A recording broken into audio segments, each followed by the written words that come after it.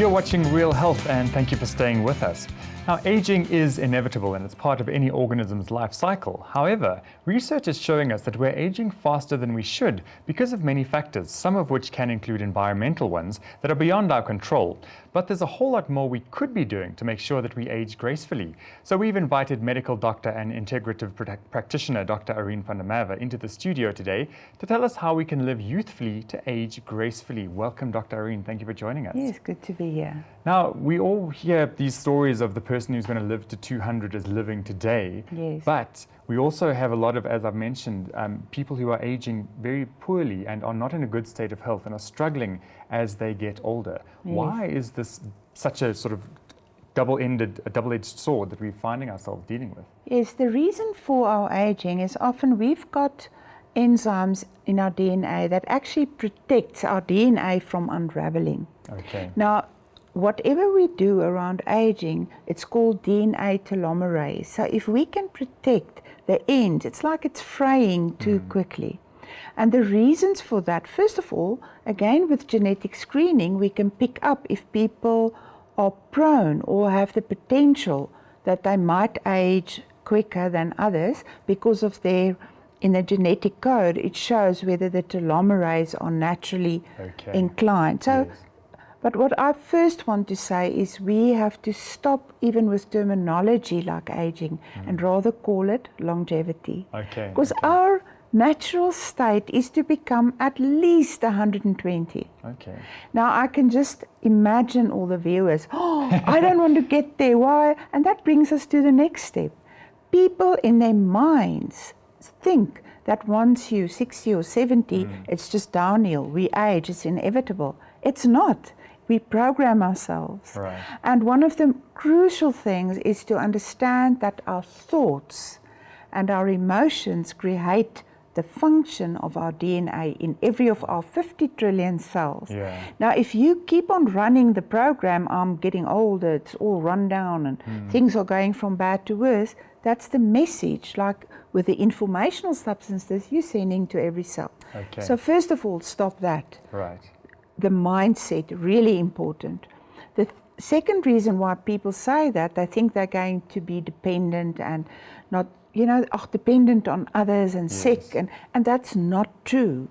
It's not inevitable that we've got to get sick and then literally die, because again, it's mindset, but also how do we look after ourselves? Yes. How do we eat and lifestyle, exercise, stay mobile for whenever until you're 200, because if you get stuck and become rigid like many more mature people do, their muscles and joints is just atrophying like the brain does. It's got to be exercised. But I think also society tells us, as you say, mindset is one thing, but you've got to fight your mindset with what society says. Exactly. 65 retirement, and when you retire, you slow down. You stop doing things you used to do, even though you've got time to yourself. So you've got to break that cycle and that pattern. Exactly that belief. It's a very old belief that you've got to retire, and then in people's mind, okay, then it's just downhill. Yes. It's not true, because if people are prepared for retirement, or what I call the wisdom years, they even 10, 15 years before they retire, there are things they can start exploring.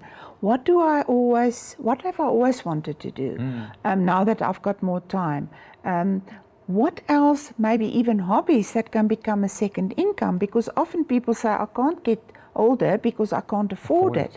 But that's simply not true. You can downscale a bit and even find a second income, because if we have to retire at 65 and you want to live until 120, what are you going to do? What do you live on? Fishing or golfing or knitting or whatever it is, it will be great to do at times, but not permanently. Yes. So develop a hobby, or if you're in the workplace, try and encourage the decision makers to rather use all your experience and your know-how and what you can share with the next generation, and start a consultant, become a consultant and do more of a mentoring. So then you would have more time to do the things you've always wanted to do, but then you also feel there's still meaning and purpose, because all my experience I can share with the next generation. And what a soul-fulfilling experience as well, to be able to share and to teach and to see other people growing. I think it's a huge it's a huge disappointment almost when you lose somebody who's got all of that brain power, all of that experience and knowledge. Suddenly you say, cheers, bye-bye, go away now. And you've got to groom people, and where does that knowledge go? So it's a lovely, lovely thing. And the thing is also, it's just, again, a belief system that must change. It's a very old, ancient thing that people must go on pension. It's time to stop doing that. We cannot just take on things for decades and just go on. Life's changed. It's the next generation that's getting to 60. They're still young. Yeah, absolutely. I look at my parents and they are so full of energy, and to think of them stopping, I can't even think about that. Yeah, and I mean, present company included. I just started a whole new practice, business in the Cape as well, and then in Pretoria. So you can start completely new things. It's not to say, okay, now what? I'm just not. So very important. And then I really want to tell people to look at the medication they're using, the chronic medication, the long-term effects, because many of them, aging is one of the side effects, because it causes inflammation, runaway or renegade inflammation in the cells, which is then one of the main causes of accelerated aging. So it's really important for people to read up on the side effects of the, the commonly prescribed medication that often does not even control the symptoms all that well, but interferes with the body's own inflammatory response by allowing it to run out of complete balance. And that's why we have a show like this, to educate people about other alternatives, because I think it's so, again, it's that institutionally ingrained thinking of, as you get older, see your doctor, go on to whatever medication they prescribe, trust them that they're just doing the best for you, when ultimately you need to be aware of your body to say, is it doing any good, or should I be trying something else? And also, there's no harm done in exploring some other opportunities, because potentially the long-term benefits are much greater. Yes, because the thing is, and I mean, I'm also a medical doctor. I come from the environment, but I've seen the light like 25 years ago. So often doctors simply don't know what else to do. But then patients must inform themselves, because something like cholesterol, that medication accelerates aging. It's one of the causes for cancer, for instance. There's a lot of research on that. People can really go and read. But then the natural remedy is like a good antioxidant. And again, your omega-3 fish oils. And within 3 months, your harmful cholesterol, the LDL or the triglycerides, which are the drops, and then low HDL or the good cholesterol, reverses. So you can measure it. That's such a nice thing to do, is then put people on the natural remedies. Because antioxidants, of course, also prevents aging, because it neutralizes the free radicals that we often get on cell membranes, part of the telomerase I spoke of before. But there's such a lot. And then keep moving, do fun stuff. Don't go to the gym and hate every minute. If you go to the gym, you must love it. Again, it's good for the heart. Or go for dancing, or go, I won't say bungee jump, I would say canoeing. Adventurous, fun, physical things. Yes, but that you really bring in the play and the fun that in general human beings really neglect or don't do enough. Talking of the mental state, the mind shift, and the attitude towards things, keeping mobile is not a difficult thing to do. Walking your dogs, walking around the block. Taking stairs if it's just one.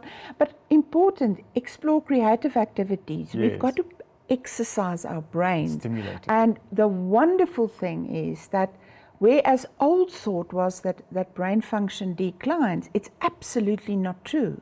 New research shows that our cross wiring in the brain, it's like rewiring and refiring when we actually enhance it and encourage it through going on a course, learn new skills, do activities, especially creative, so that you start moving more of your right brain abilities through relaxation. Start to meditate, do yoga, go for Nia dancing, whatever. There's so much, and looking forward to that time where you have more time, but then still find something that you are busy. And passionate about as well. Yes, Yeah. because people can't just sit and watch, for instance, TV the whole day. Absolutely. Because that's something that actually your brain stagnates. Try new things. Be brave, go out there, or courageous, which is cur, that comes from heart. So okay. work from the heart and Yes. have the courage or the bravery to get out there and do new things. The most important message is there's hope. There's always the hope of more and better experiences. And that's what keeps us young. Wonderful. Dr. Arien, I think you've given a lot of people who are heading into their golden years, as they're known, a lot of hope. Thank you so much, Arien. Thank you for joining us. Yeah, it's a great pleasure.